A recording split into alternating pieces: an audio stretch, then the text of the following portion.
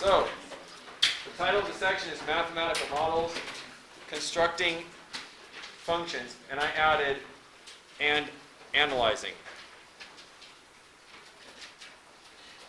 Here's your basic strategy. Read the question, try to draw a picture, okay? Try to substitute as much as you can, create a formula, get it into one variable, and work with it. Maybe even graph it on your calculator. All right. I can't write down everything I say in this lecture, so when you go home and you're looking these over, if you can't remember why I did what I did, you know that I have this on YouTube, so you can just hear it again if you need the audio. Okay? Our first question, and we kind of need to write these questions. For now, you can just write the given and the question for part A. Here's the only given. P, x comma y, is a point on the graph of y equals x squared minus 8. That's the only given. It says express the distance p to the origin. Okay, so what I usually do on this is I try to graph it so I can sort of understand it. And this is a really easy graph. It's just the x squared graph shifted down 8. All right, so I'm just going to sketch it right here. Down to 3, 4, 5, 6, 7, 8.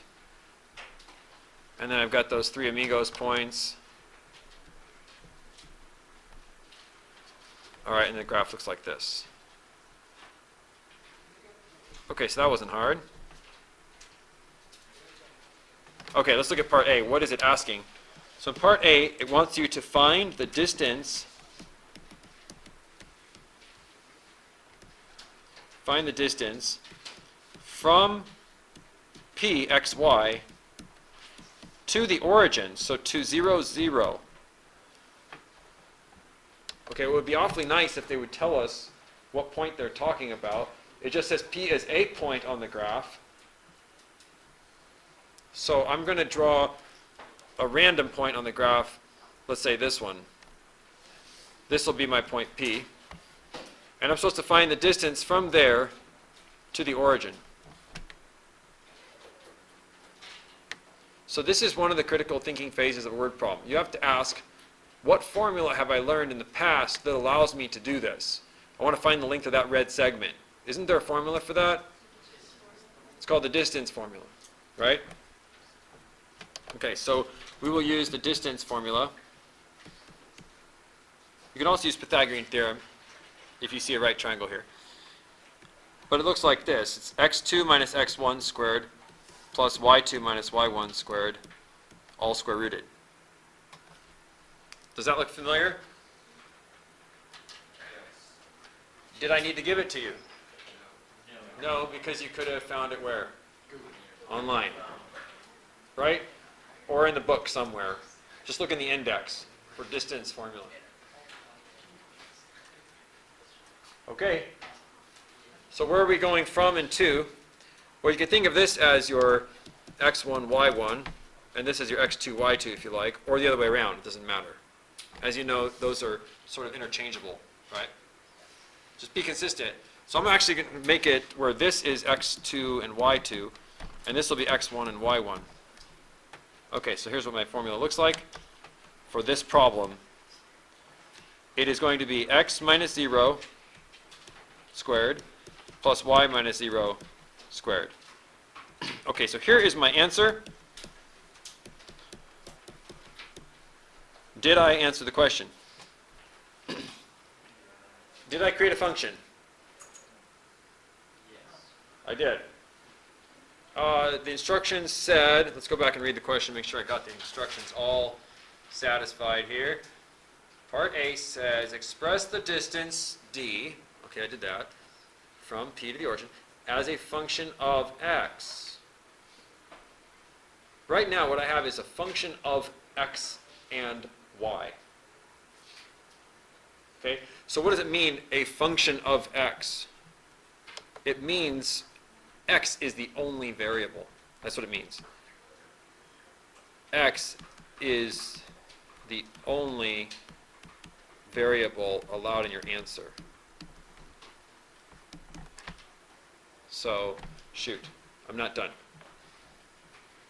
But isn't it true that on the graph of y equals x squared minus 8, if you are at x, your y is x squared minus 8? In other words, they said in the outset of this problem that y was x squared minus 8. Did they not? They did. So that's the answer in one variable. I substituted x squared minus 8 for my y. Because in the problem it said y is equal to x squared minus 8. And this is a point on that graph. Okay, so this is the function they wanted. Now they're not asking me to do this, but I would like the domain. So I'm adding this expectation because this is an honors class. We now know the distance function is this. I'm just curious about the domain. This is important to Mr. Shore because I teach calculus. And the domain is always an important question in calculus. And you might as well get started early on this. So what kinds of x's are allowed?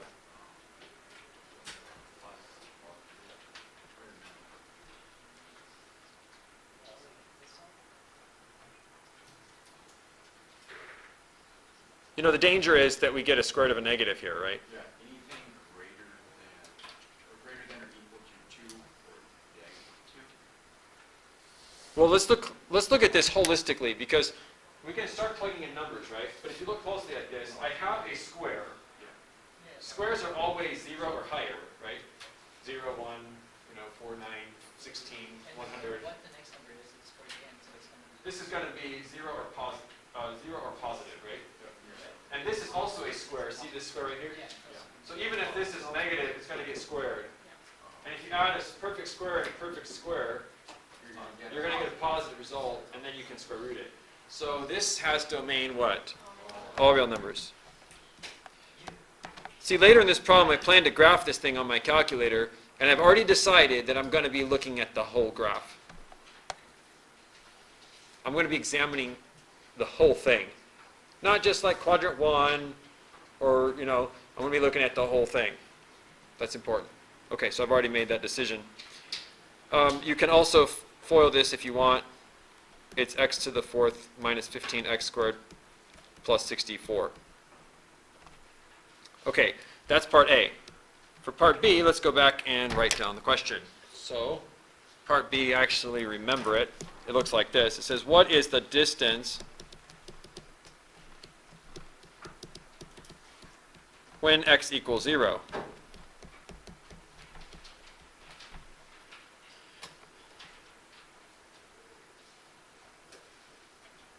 Okay, so that actually is a pretty simple question. We just created a formula, right? The distance for any x is always this, which we found in part A. So if we wish x to be 0, fine. We're going to plug in 0.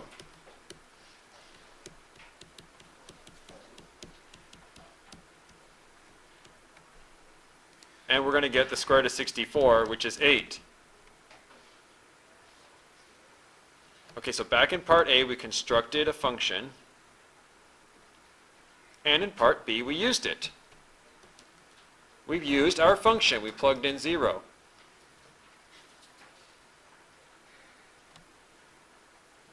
Okay, so what does this all mean? It's really easy to lose track of what things mean.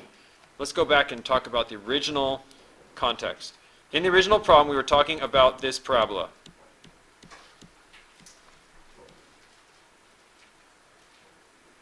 Which contains many, many, many, many points. In part A, we constructed a function that will help us find the distance from here to any point we wish on the parabola. Any point. This distance is d of x. So somebody give me an x. 4. Okay, I just heard 4 first. If I plug that into here, I'm going to get 256 minus, I think it's 240, so that's 16. 64. It's square root of 80. Square root of 80. You said x equals 4. If I go out here to x equals 4, that length is going to be root 80. So this little function is a length calculator. You give me x, I'll tell you how long the red segment is. You see? Here we're talking about in part B, specifically where x is 0. And when x is 0, what point are we talking about over here on the graph? We're talking about him. Well, how far is he from the origin? 8. Sure enough. So in part A, we created a function. It's very generic. And then we check to make sure. Yeah. In part A, this is what we did. We found the length of all such segments, and they vary. In part B, we found particularly the length of this red segment, where x is 0. I don't care about y. X is 0. My calculations tell me that that length is 8, and it agrees with my common sense. Remember, I shifted that point down 8 in the first place. Okay? So it's really important you understand what your function means. Let's go on to part C. Part C is just asking, what is the distance when x is 1?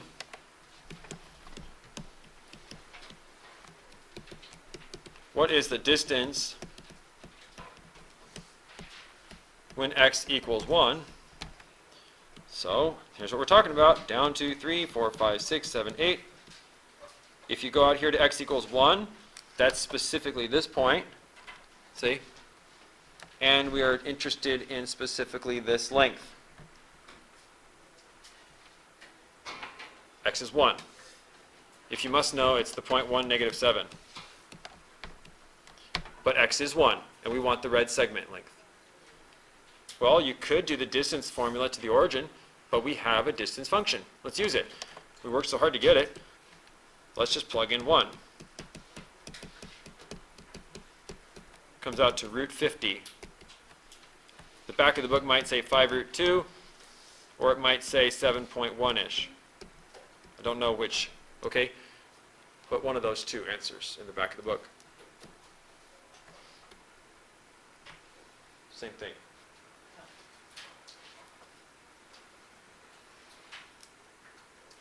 Okay, here's what some people will be tempted to do.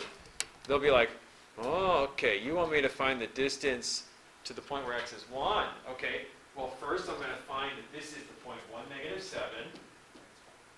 And then I'll just do the distance formula to the origin. That's fine, but you'll never get to see this beauty right here, this formula. See? And you won't be able to do part D and E of this problem.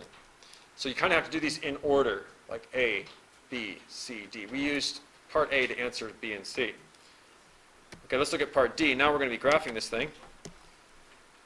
So we're going to graph y1 equals square root of, don't forget your parentheses,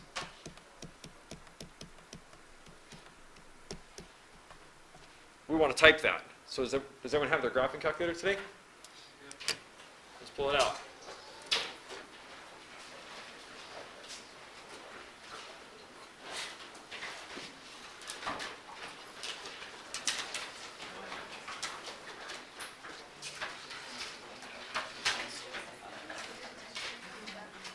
Okay, so if you type this function and you do a zoom standard, it gives you a perfect window.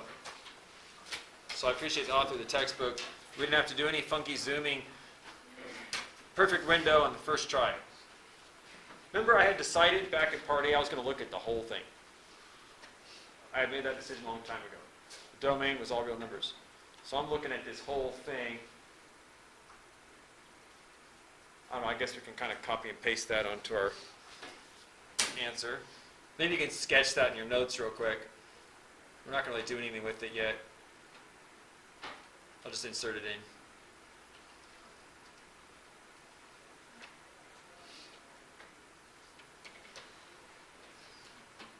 Take a screenshot.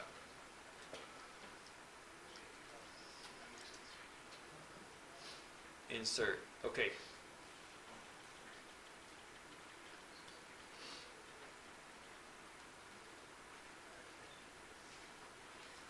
All right, well, there it is. So big whoop-de-doo. What is this thing? What in the world is it? Because it looks nothing like the graph I drew by hand. What is this thing?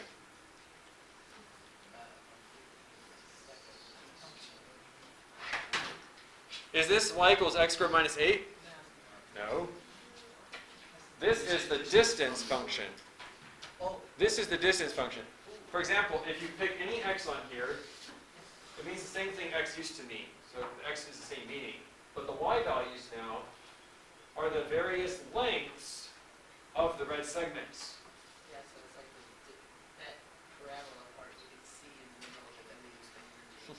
Okay, Upside down. it's true.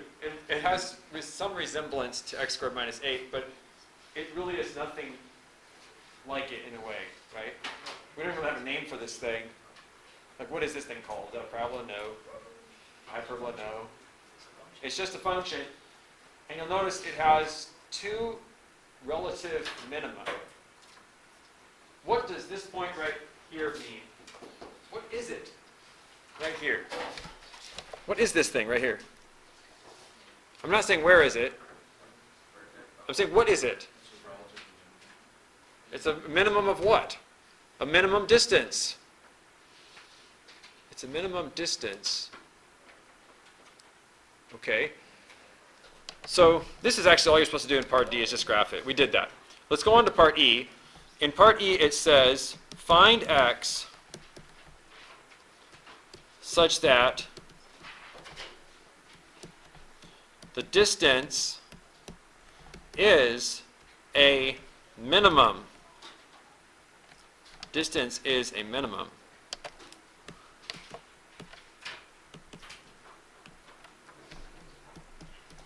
I don't need the keyboard. Sorry about that. I'll take questions in just a minute. Okay, you have to admit these red segments all have different lengths. Right?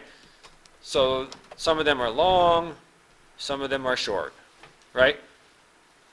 Many of them are quite long, especially as you go out further to the right. They all have different lengths. This is a picture of the various lengths. So if you pick an x, you can tell how long the red segment is by checking the line.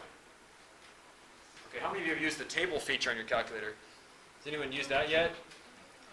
If you press a table, see, it gives you this list of numbers. These are the lengths of the segments when you supply x. So if x is 4, the length is 8.9. If you pick x is 5, the length is only 17.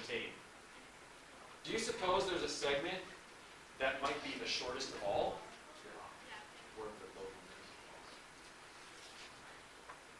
There probably is a segment here that's the shortest. Do you think you know which one it is that I drew? Do you think it's this first one, the second one, the third one, and the fourth one? Probably that third one's the shortest, right? Yeah. Well, we're about to find out exactly which one that is and how long it is. Okay, so the reason I had you graph this was because it represents all the lengths. So I am interested in the minimum values of this function. I'm interested in this point, and I'm interested in this point. So let me show you a really amazing feature of your graphing calculator. I don't think I showed you this yet, but if I did, that's okay. Press second and calc. Okay, second and calc, and you should get this screen. This is your friend, this screen. Okay, this has all the great features. If you go down to the third option, it'll take you back to the home screen, and you'll see a blinking cursor and a question that says left bound. What's it asking for? Well, I would like to find the lowest points on the graph, so I'm going to ask the calculator to find them, but it needs a little bit of help because it can't search forever, you know? So I don't want it to look everywhere. I want it to look in this little region right here. So I'm going to put my cursor just to the left of this point that I'm interested in. It's blinking sort of over here right now. Okay? And I press enter. That's sort of our command key there to say that's the point I'm interested in. Okay? And now it's asking for a right bound. So let's go over to the right now. to the right of that point and press enter again. And now it's asking for a guess. So I'm going to try to put the cursor now right on the point, that red dot. And I've given the calculator an area to look and a good head start. It came up with the following numbers. It's saying that the minimum is at negative 2.7386. Negative 2.7386.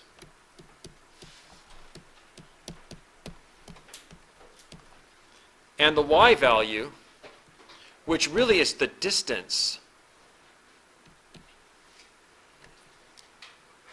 the length of that segment, is 2.784.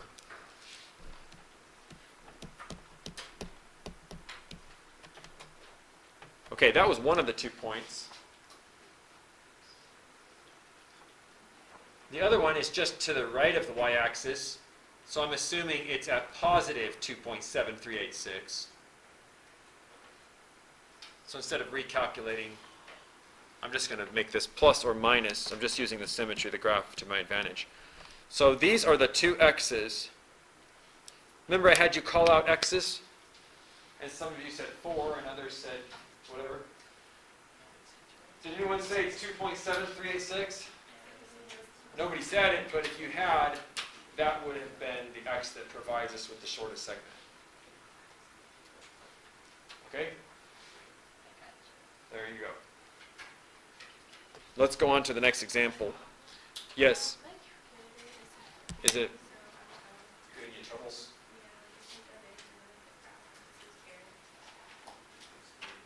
The dim error can be solved by pressing second snap plot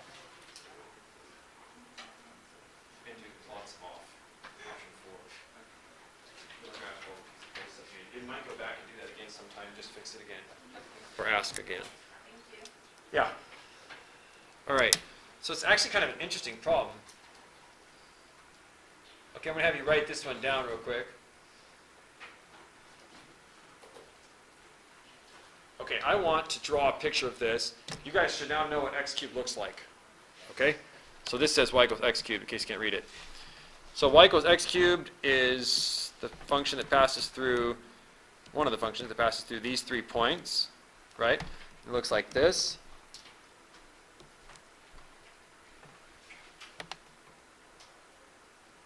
But we're only interested in the part where x is greater than 0. So what does that mean? Only the first part. Yeah, we're not interested in the whole graph, just this right side part. Okay, so I think we need to not have a scale. You know what I mean? I don't think we need a scale for this problem. There's no mention of any particular x's or anything. So I'm going to redraw just quadrant 1 without any scales. Like I'm not going to mark the axes at all. Okay, so this is what I've got. And I'm going to try to draw a triangle the way they described it. So first of all, it's a right triangle. That's important. It has one vertex on the graph. Okay. Where? Don't know. Let's just pick this point. Okay, what are the coordinates of this point? X, Y. Yeah, there's no specifics, right? We can write x comma y, or we can do better than that. We can write x comma x cubed. Yes. Okay, this is important to understand because basically we're just saying that whatever x is here, the y is going to be the cube of that. Whether it's the point 1 cubed, or 2 cubed, or 3 cubed, or pi cubed. That's how this function works. Okay, so we got the coordinates of one point. That's helpful. The other point is at the origin. Everybody knows where that is. No big deal. And the third point is supposed to form a right triangle, and it says it is on the positive y-axis at 0, y. So I think they're talking about this point. And I'm not going to call it 0, y. I'm going to call it 0, x cubed. Yes? Yeah. Let's call it 0, x cubed. It's nicer to have everything in one variable. We learned our lesson last time, remember? Okay, so we got our triangle, and our goal is to find the area. Okay, so You may not ask me what the area of a triangle is. You may Google it. Nobody asks me. You should know that anyway. What's the area of a triangle? I can ask you. 1/2 times base times height. Yes? The point of y-axis, how can you do 0x cubed if it's not on the graph of the x cubed graph? Because it has the same y coordinate as the point to its right. There is actually a second drawing for this.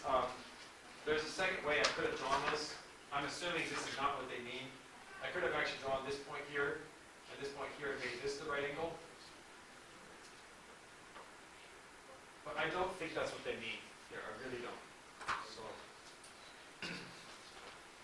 I don't think the question's that well written. I think they should have made sure that we drew this red one I've got. Okay, but in any case, it's 1/2 times base times height. And this is really, really important, okay? You have to understand that the base and the height, obviously, are the two legs of this triangle. And the coordinates of this point here are the two distances here. This is super important. The coordinates of this vertex are these two lengths.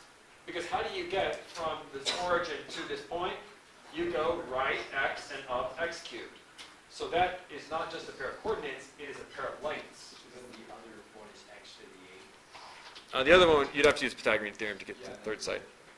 We don't care about the hypotenuse, though, do we, on this problem? Okay, so we just want the area, so we're going to use 1/2 times, and the two sides that are perpendicular here, we can use those as our base and height, are x and x cubed. So basically we get 1/2 of x to the 4th. And my favorite part about this problem is that it's done. Because this problem only asked us to construct the function. It didn't do like the last problem where you had to graph it and analyze it.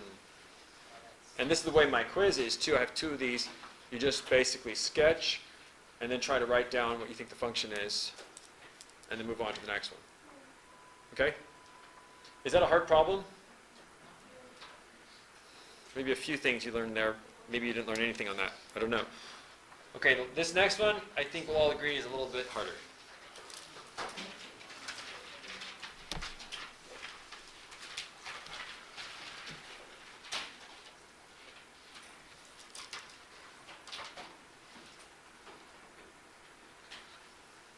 This one requires the most critical thinking.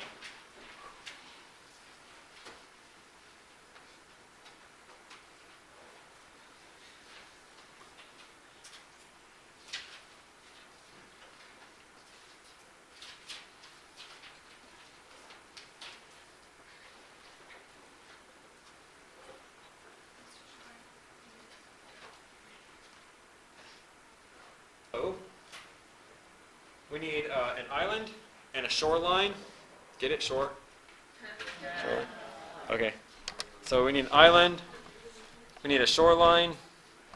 We need a point P on the shoreline that is the shortest possible distance from the island. So we'll call this point I, and I'm going to put a point P on the shoreline as close to I as possible. So you can pick any point on the shoreline. Here's the shoreline. Where are you going to pick your point if it's supposed to be as close as possible to I? Yeah, you're going to want to pick this one, right? Okay. So this point is point P. This is point I. Okay, and then 12 miles south of the point P, or down the shoreline, is a town. So maybe down here. Okay, and I kind of regret putting the island that far offshore because I'm going to move point I. It says that the distance from the island to point P is only 2 miles, and the distance from the point P to the town is 12 miles. You have a question or comment? Yes, you could. You certainly could. This particular one feels a little more geometric when we're doing the problem, so it doesn't feel like you need distance formula and that sort of thing, but you could certainly do that. Okay, so there's your shoreline. All right. So we have this person who's in a rowboat, and he's leaving the island, and he's going to go to that town. So you'd probably assume that he would just travel 14 miles, right? Because he's going to go basically 2 miles that way and then 12 miles south, or whatever. And just walk along the shore, 12 miles. Okay, but he actually rows at 3 miles an hour, and he walks at 5 miles an hour, and so he has different motion rates, and so we're not sure that's the best path for him. Maybe if he goes straight to the shore and then walks, it probably is his fastest path, maybe, but who knows? The point is, there's no rules about it. He wants to go to town. He can dock his boat wherever he wants. So we're going to assume that he takes a path like this one. He's just going to go to some point on the shoreline, and then he's going to walk the rest of the way. Maybe he'll do the 2 and the 12. Maybe not. Maybe he'll just do a straight shot to the town in the boat. I couldn't do that. My arms would be killing me if I had to row that entire distance. Okay? So we're going to assume he takes some intermediate path like this one, and we're going to try to write down how long it takes him. Okay. So the first thing we have to do, if we're going to talk about how long a journey takes, we need to know how long the journey is, right? So I need the length of these 2 blue segments. You guys understand that? Okay. The problem is, I don't know how this 12 is being broken down. Is this 12 being broken into 2 segments like 6 and 6, or is it 8 and 3? 8 and 4? Is it 9 and 3? How do we know what these 2 are? We just know they add up to 12. So that's what we're going to do. We're going to make one of them x and the other one 12 minus x. Doesn't really matter which one you pick. I'm choosing to take the top piece and call it x, and the other piece will be 12 minus that. But I'm not really interested in anything but the blue segments, right? Because that's the path of the person. So what formula from our background can help us find the length of that top blue segment? The Pythagorean Theorem, right? So we can get the length of this top blue segment by using a Pythagorean Theorem. You just basically do x squared plus 2 squared equals c squared. Okay, so this turns out to be the square root of x squared plus 4. Okay, so that's his first traveling distance. The other traveling distance is already labeled. It's 12 minus x. Okay, now let's talk about how long it takes him. So we're switching to the question of time. Well, what is the relationship between distance and time? Distance is always rate times time. Isn't that true? And time, therefore, is always distance over rate. Okay, so for the first blue segment, time 1, this is in the boat, so we'll just call it T boat. He travels a distance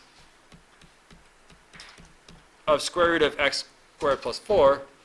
By the way, that doesn't simplify. You can't reduce that to x plus 2. Okay? Leave that as square root of x plus 4, x squared plus 4.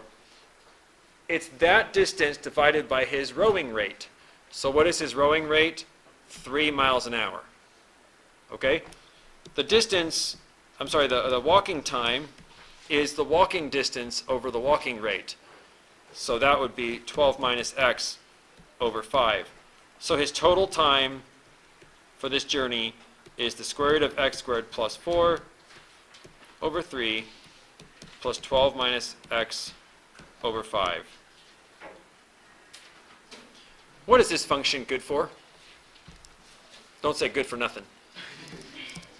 It's good for finding out the fastest way for him to get to shore and or to boat. Okay, if we graph it on our calculator, we can find the local minimum, and we would be able to decide where he needs to dock the boat to save time.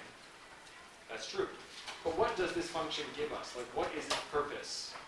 You give me an x, which is a docking position, and I can tell you what? How long it took him. That's what it's for.